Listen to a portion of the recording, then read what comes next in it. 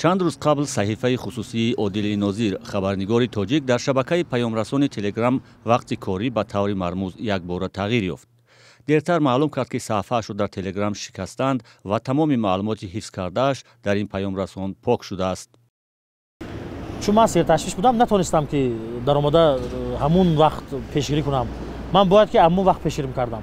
لیکن وای نشد. من شب بعدی که خانه رفتم بعد مشغول شدم الکی پورا تمام کانتاکت‌های من پاک شده بود، تازه شده بود.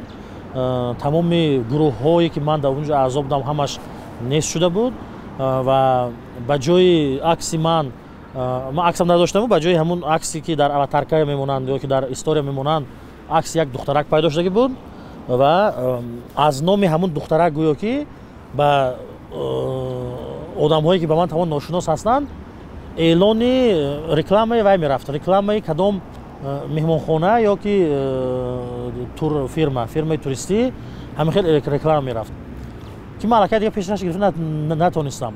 عادل بعداً صحیفه‌اش رو برقرار کرد اما دیگر همه معلومات حفظ کرده‌اش پاک شده بود.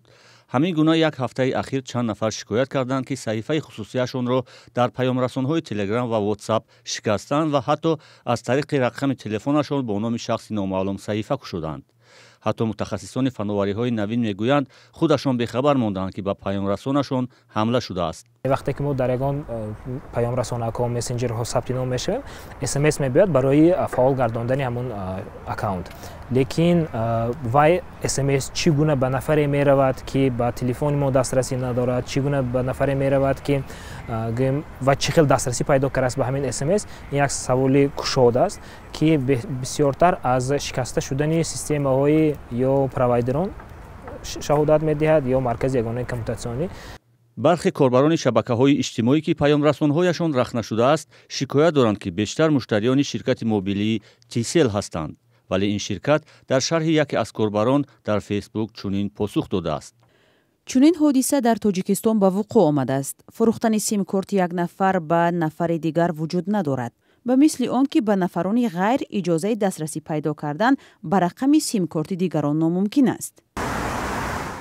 خدمات علاقه تاجیکستان هم از سر زدن حمله‌های خکری به پیامرسان‌های مشتریان آگاه است و مسئولانش میگویند مشخص کردن منبع حمله را شروع کردند.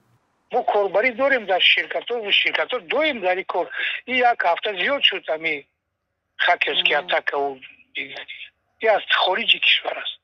مسئول خدمات علاقه به مشتریان توصیه می‌دهد که هنگام پیش آمدن چنین حالت‌ها سری وقت از احتیاط کار بگیرند و رمزهای خود را از چشم دیگران پنهان نگه دارند.